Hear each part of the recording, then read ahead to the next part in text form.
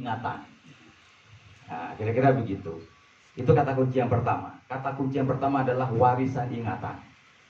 Kalau kita belajar tentang demokrasi, salah satu perusak demokratisasi di Indonesia adalah warisan ingatan. Itu yang pertama kata kuncinya.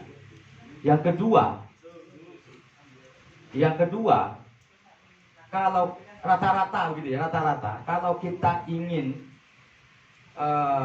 mempercantik mantan, maka putuskanlah. Ini serius ini. Mantan pacar saya itu hari ini makin cantik, serius. Sepakat enggak ini? Secara filsafat sepakat ini ya. Mantan pacar Anda semua ini yakin hari ini makin cantik. Dulu waktu menjalin hubungan amburadul gak karuan. Mantan istri, mantan suami. Kira-kira begitu ya. Ini kata kunci yang kedua. Bahwa mantan selalu manis hari ini karena memang polesannya luar biasa. Itu yang kedua kata kuncinya. Jadi kalau ingin mempercantik orang itu putuskanlah. Putusin. Jadi yang sekarang lagi menjalin hubungan putusin. Nah besoknya mesti lebih cantik dari sekarang ini. Itu yang kedua. Yang ketiga, saya sepakat tadi bahwa hari ini kita itu menjadi mantan untuk hari esok. Hari ini kita menjadi mantan untuk generasi berikutnya. Saya juga sepakat ini menjadi kata kunci. Nah, artinya apa?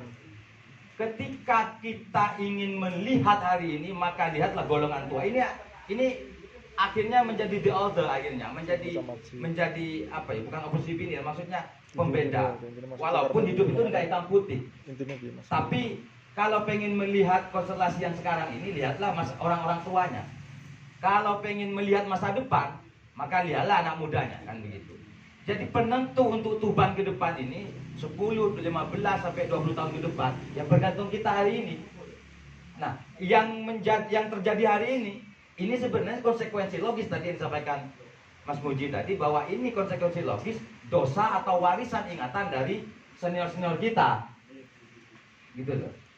Nah, lantas apa? Bagaimana cara? Ini menjadi persoalannya. Terus bagaimana membedakan tua dan muda ini? Ternyata bukan secara materi tadi, bukan secara usia. Sederhana kok. Kalau ingin melihat mana itu yang tua, pemikiran muda. Kalau orang bicara lebih menggunakan kata dulu aku. Nah, kalau kata dulu aku itu berarti dia sudah tua, walaupun yang ngomong itu usianya masih 19 tahun. Paradigmanya berarti tua. Siapa namanya Mas? Anda Mas? Lupa. Jadi misalkan ketika berpidato, ketika menyampaikan materi, ketika ngomong nanti banyak menggunakan kata dulu, berarti paradigmamu itu tua. Bagaimana cara membaliknya? Nanti karena orientasinya jelas. Anak muda itu harus bicara nanti, jangan bicara dulu. Walaupun nanti ada ini, saya nggak masuk referensi dulu. Nah, itu yang pertama. Yang kedua, cara ingin mengetahui paradigma bahwa dia orang itu adalah terjebak pada romantisme mantan, romantisme masa lalu, dia selalu menggunakan aku. Aku begitu. Aku. Nah, itu kira-kira begitu ya. Nah, terakhir sebagai penutup saya hanya menyampaikan ini, nanti diskusi saja. Sederhana sekali kata kuncinya. Agar kita lebih menghargai masa akan datang, kita harus memahami masa lalu. Jadi kenapa orang itu sekarang ini amburadul seakan-akan tidak punya tujuan untuk menata yang akan datang? Karena saya yakin orang tersebut itu sudah terkooptasi oleh sesuatu sehingga dia tidak memahami masa lalu, memahami sejarah. Saya sepakat dengan apa yang disampaikan oleh Bung Karno bahwa jas merah jangan lupakan sejarah begitu. Walaupun jas merah itu mewarisi ingatan. Ada tragedi G13 PKI, tragedi dan sebagainya begitu. Bukan kita romantisme ke sana, tapi kita memahami konteks dan konten tentu. Karena sekarang kita terjebak pada konten sekarang ini. Padahal dalam konten ada konteks begitu. Jadi, nah masalahnya ini persoalan refleksi. Perusak dari memahami masa lalu itu ada 5. Ini menurut saya ya, menurut kami, menurut siapalah, menurut buku yang saya baca kira-kira. Nanti ada 5. Ya, kalau saya memahami apa namanya patologinya. Ada 5 F. Nah, FF. Ini salah satu generasi kita ini, walaupun kita itu ngalur ngidul belajar ini, tapi kalau 5 F ini tidak disaring oleh jimat, maka generasi yang akan datang juga hancur babak belur. Apa 5 F? F5 F. F yang pertama, food. Makanan. Perusak dari itu kita food, terjebak pada makanan. Sederhana, makannya bagaimana? Uang kita ini kaya dengan rempah-rempah, makanan tradisional. Gara-gara ada food yang siap saji itu, kita lupa itu. Padahal warisan ini kan. Food. F yang pertama food, Mas. F yang kedua football. Bola. Serius ini. Saya yakin kamu kan suka bola. Saya yakin kamu menggunakan HP alarm untuk jam 2, bukan pengen sholat tahajud, tapi jadwal bola. Ya enggak? Akhirnya molor, tidak sholat. Ini sederhana, sering saya sampaikan ini. Football. Jadi kalau kita terjebak pada football itu juga berbahaya pada generasi sekarang ini. Lupa untuk belajar sejarah, lupa untuk merefleksikan. F yang kedua itu. F yang ketiga, fashion.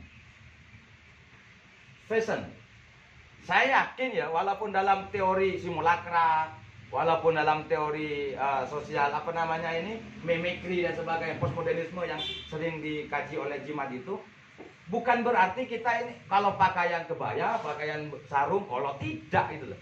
Saya yakin kita ini tidak original dalam berpakaian, berfashion itu mesti niru luar, niru orang lain.